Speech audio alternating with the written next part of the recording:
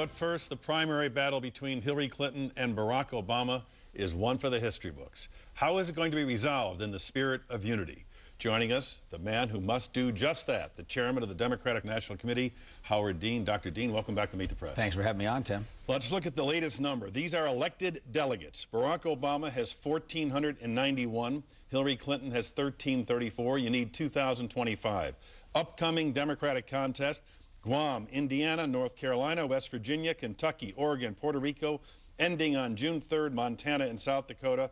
408 delegates available with all those contests. Lastly, the so-called superdelegates. Clinton has 263, Obama has 240, and 292 remain uncommitted.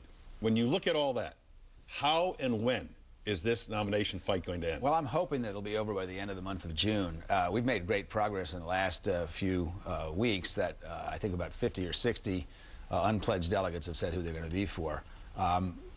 And, you know, it'd be a lot of fun for you if we had a divided convention with 104 ballots to break the record. But the truth is we need to figure this out before the convention. We need time to heal. And actually, I'm not the most important person in terms of bringing the party together. The most important person is the person who doesn't win the nomination. Because I can remember when I lost to John Kerry, I had to go out and convince my supporters, and it took me about 3 months, that they needed to support Senator Kerry. I endorsed him, I campaigned for him, I went to all the college campuses, and that's what the person who doesn't win this with 49% of the delegates is going to have to do in order to keep the party together. There's been an interesting debate over the last couple weeks about elected delegates. Obama has more elected delegates than Clinton. And if you look at the remaining contest, Hillary Clinton would need to win 69% of the outstanding elected delegates in order to overtake his lead, which most people believe is just impossible to do with proportional allocation.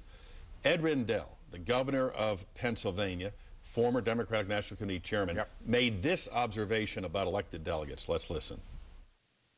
The popular vote is, to me, a much fairer indicia than the pledged delegates, because the pledged delegates are elected in a very undemocratic way. You agree with that? Well, no, I don't. First of all, I don't agree with it. And secondly, look, we have a set of rules. My job here is not to side with one candidate or the other and talk about pledged delegates or super delegates or any of that stuff. My job is to take the rules that everybody started with and enforce the rules without fear or favor of any candidate. Somebody's going to lose this with 49% of the delegates in Denver. And that person has to believe that they were treated fairly. Otherwise, we can't win. Look, John McCain is a weak candidate. He's wrong on Iraq as far as the American people are concerned. We don't want to stay there for 100 years. He's wrong on the economy. It wasn't the mortgage holders whose fault this was. He's wrong on health care. We should have health insurance for all our kids. He is not a strong candidate. The only thing that's going to beat us is if we're not unified. And in order to be unified, both the losing candidate and the winning candidate have to feel like the system was fair. So Senator Rendell may say, Governor Rendell may not like the rules, but the rules are what we started with. Most of them have been in place for the last 25 years. That's what we've got to go by, whether you like the rules or you don't like the rules. You had an interview with the Financial Times and said this: there is a gestalt in politics when suddenly people see things in a synchronous way.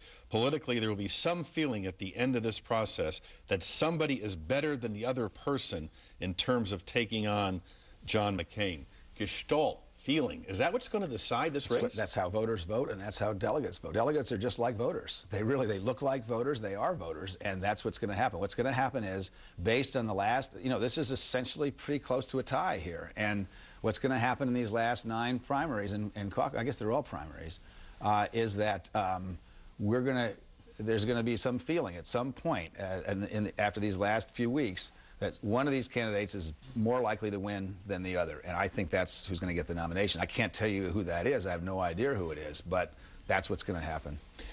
The candidate with the most elected delegates is not guaranteed the nomination.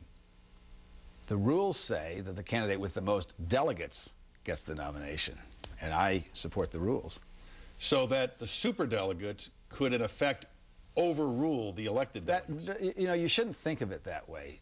So-called superdelegates are, in fact, elected by exactly the same people who vote for the elected delegates. This is like a representative democracy. You elect 80% of the delegates, and they have to do what you ask them to do.